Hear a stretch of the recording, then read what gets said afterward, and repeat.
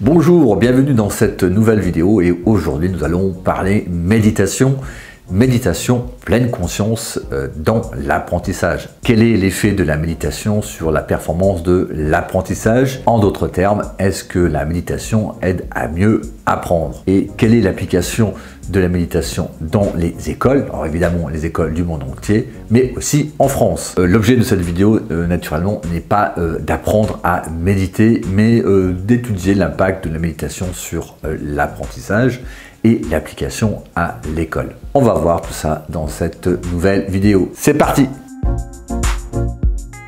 Alors, la pratique de la méditation au quotidien a des effets bénéfiques sur le cerveau, la santé et donc sur l'apprentissage.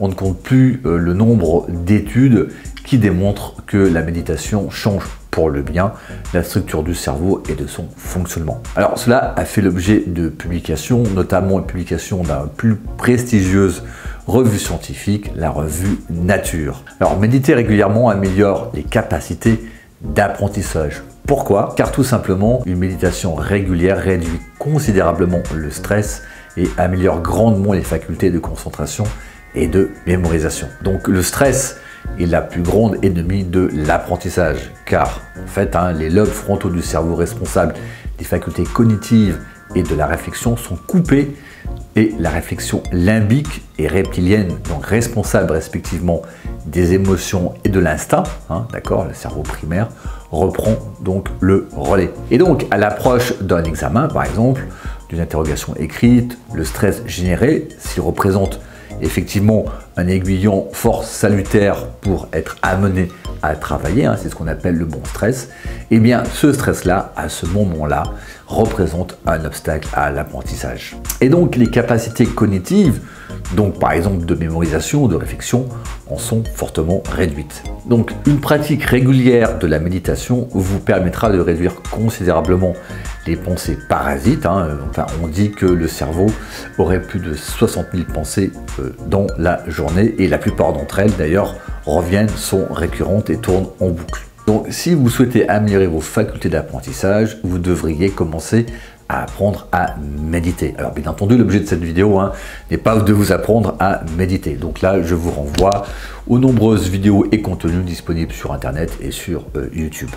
Mais en soi, la méditation est relativement simple, très simple et à la portée de tous. Et le principe le plus important, c'est la régularité. Il vaut mieux méditer 1 minute par jour que de vouloir méditer 10 minutes de temps à autre. Et ce qui est important n'est pas tant la méditation en elle-même, mais l'habitude que vous instaurez. Il est intimidé. Il n'aime pas trop parler et en plus il a beaucoup de préjugés sur les psys. Allons donc, cher monsieur, il faut me faire confiance. Je suis là pour vous aider. En fait, pour lui, un psy, c'est juste bon à écouter d'une oreille et encaisser des deux mains. Ça, c'est un comportement assez puéril, cher monsieur. Pour quelques brebis galeuses, il ne faut pas condamner tout le troupeau. On est d'accord? Lulou, tu peux parler librement. C'est pas une tare d'aller voir un psy. Lulou? Voilà, je crois qu'il nous fait un blocage. Laissez-le s'exprimer. S'il a décidé de ne pas parler, je ne peux rien faire pour lui. Allons, cher monsieur, en toute franchise, dites-moi le premier mot qui vous vient à l'esprit. Escroc! Voilà, terme à méditer. Lulou. Le truc de psy, là, c'est de nulos. Alors, la méditation est de plus en plus présente dans les écoles, notamment dans les écoles anglo-saxonnes.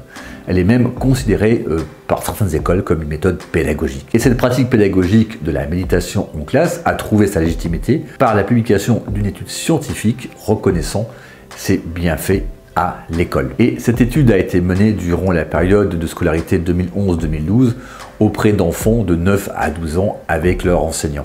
Et sur une période d'environ 4 mois, donc les équipes de Kimberley, Schoenberg, Reichel, bon alors désolé pour la prononciation, mais en tout cas la chercheuse en psychologie, enfin cette chercheuse-là en psychologie donc, a analysé les résultats de 2 échantillons d'élèves, l'un suivant ce programme de méditation et l'autre non.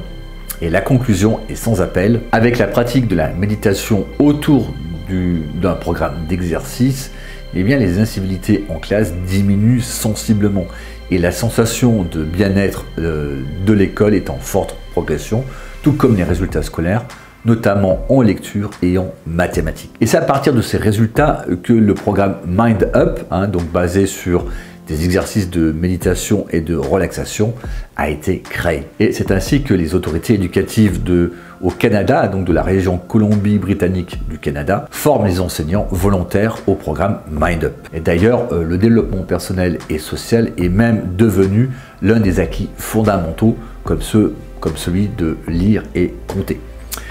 Auparavant, les recruteurs recherchaient des têtes bien pleines. Aujourd'hui, ils veulent ainsi des compétences humaines, de contrôle de soi et de travail en équipe, souligne la chercheuse Kimberly Schoenert-Reichel. Bonjour tout le monde. Hello everybody.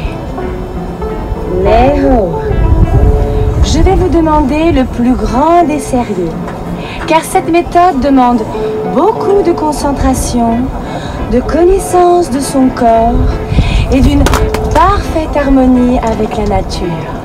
Moi, je sais qu'elle m'a fait beaucoup de bien. C'est vrai que quand on subit les agressions de la ville, la pollution, ça donne quoi finalement? Ça donne un teint brouillé, les cheveux sont secs et cassants et vraiment...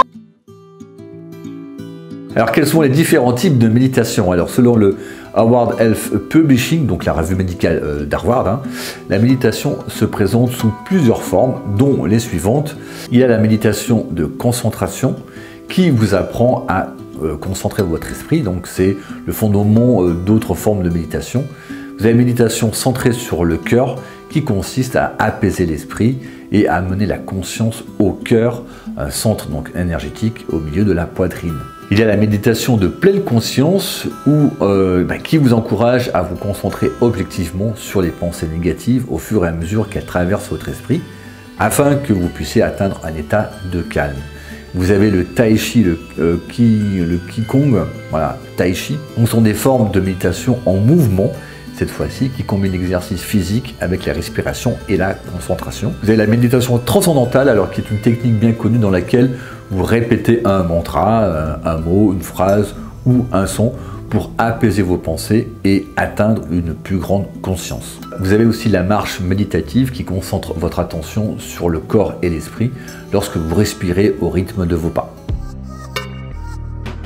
Donc, nous avons vu que la méditation est assez répandue dans les écoles anglo-saxonnes, donc on a pris un exemple au Canada, mais qu'en est-il de la méditation dans les écoles françaises? Eh bien, la pratique et l'apprentissage de la méditation fait l'objet d'enseignements à l'université, et oui, donc cela fait l'objet d'un diplôme, par exemple à Paris 8. Et bien entendu, la méditation se développe dans les écoles. Et au moment où je tourne cette vidéo, environ 650 établissements scolaires s'initient à la méditation. Donc notamment à la méditation de pleine conscience avec des résultats très significatifs selon une étude menée par l'INSERM à Bordeaux. Alors Grégory Michel, professeur de psychologie clinique et de psychologie à l'université de Bordeaux et chercheur à l'Institut des sciences criminelles et juridiques et coordinateur de l'étude, fait le point sur les premiers résultats de cette étude, donc de la méditation à l'école. Notre étude nous a permis de collecter de très nombreuses données auprès de plus de 300 enfants ainsi que leurs parents et de leurs enseignants. Bien que nos analyses statistiques ne soient pas encore totalement terminées, nous avons souligné tout d'abord que sur l'ensemble de nos élèves répartis de la moyenne section de maternelle jusqu'au CM2, l'intervention du mindfulness, donc méditation de pleine conscience, agit après 8 semaines sur les problèmes émotionnels de type anxiété, stress et émotions négatives. Mais c'est surtout sur les enfants présentant de fortes difficultés émotionnelles, comportementales avant intervention que les résultats sont les plus significatifs. Par exemple, ces enfants qui sont surtout âgés de entre 6 et 9 ans arrivent à développer une meilleure présence attentive ainsi qu'à bonifier les relations avec les copains. Lorsqu'ils sont en âge de répondre, donc à partir du CM1, les enfants relatent également un bien-être supérieur tant sur le plan physique, psychologique, familial que scolaire, une grande propension au bonheur et une baisse significative de l'anxiété. On peut également indiquer que nos travaux semblent indiquer que la pleine conscience est plus efficace chez les enfants à partir de 6-8 ans et qu'elles agissent davantage sur les sphères émotionnelles et psychosociales. Alors, les résultats positifs étant démontrés, l'étude fait-elle écho auprès des pouvoirs publics? Les pouvoirs publics commencent à s'intéresser en France aux effets positifs de la méditation sur les élèves. Par exemple, une première rencontre a eu lieu au printemps 2019 avec le ministère des Affaires sociales et de la Santé.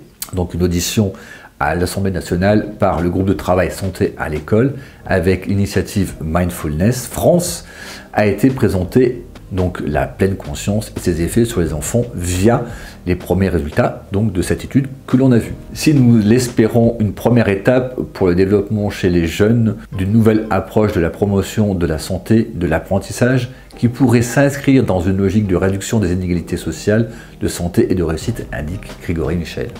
Donc selon l'association pour la méditation dans l'enseignement, donc AME, 23 000 élèves ont bénéficié depuis 2015 de programmes intégrant la pleine conscience.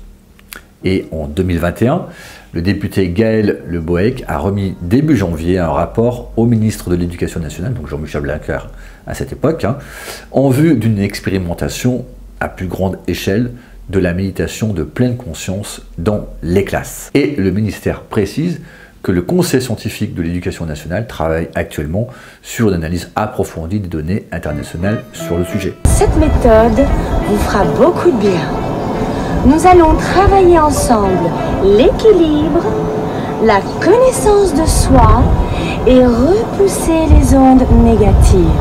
Et tout cela dans une parfaite zénitude. Musique!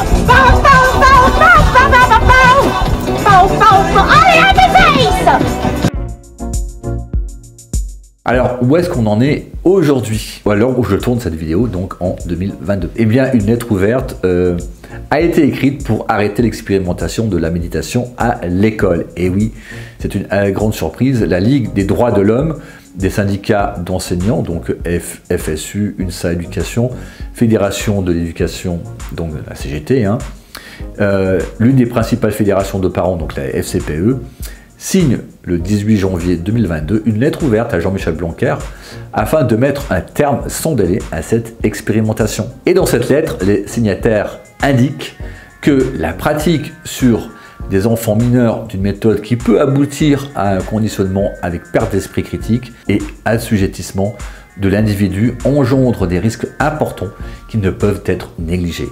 Et les signataires soulignent qu'entre 2018 et 2020, la mission interministérielle de vigilance et de lutte contre les sectes, donc la MIVELUD, a fait l'objet de 12 saisines pour des problèmes liés donc à la méditation de pleine conscience concernant des mineurs. Et cette demande justement se justifie sur des signalements à la MIVELUD.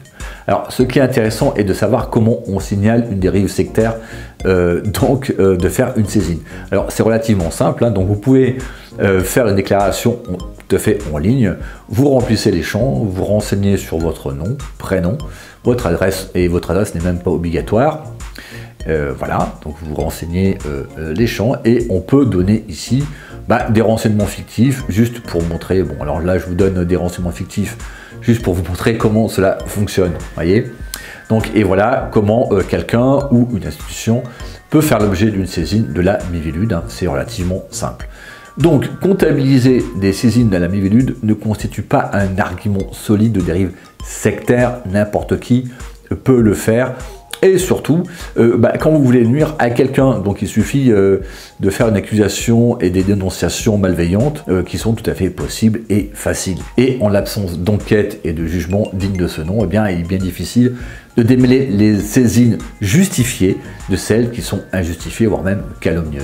Donc, la justification de 12 saisines à la MIVELUD est, me semble-t-il, assez légère pour amener une interdiction d'une pratique qui a fait ses preuves au niveau scientifique et au niveau de pratique dans les écoles françaises et internationales. Donc je vous rappelle, dans les écoles françaises, il y a 650 établissements qui le pratiquent. Cependant, il est vrai qu'une dérive sectaire via des séances de méditation de pleine conscience est tout à fait possible. Mais il était plus indiqué de demander une enquête précise sur des pratiques de dérive identifiées dans un premier temps, avant de vouloir interdire la méditation à l'école. C'est un peu comme le couteau, vous voyez. Le couteau est un outil qui permet de cuisiner et c'est un outil très utile qui a fait évoluer l'humanité. Mais un couteau peut aussi tuer. Alors, est-ce pour autant qu'il faille interdire la détention de couteaux, car le couteau peut tuer quelqu'un? Voilà, c'est tout pour aujourd'hui. Cette vidéo se termine. Merci de m'avoir écouté jusqu'au bout. Vous pouvez liker si vous avez aimé et vous avez comme d'habitude le guide gratuit que vous pouvez télécharger et aussi les sources de ce que je vous amène sont pas en description. Vous avez l'adresse de la page de la description. Donc là, vous avez une adresse qui vous renvoie à la page de ressources ou la page source. Voilà, je vous remercie et je vous dis à très bientôt. Ciao!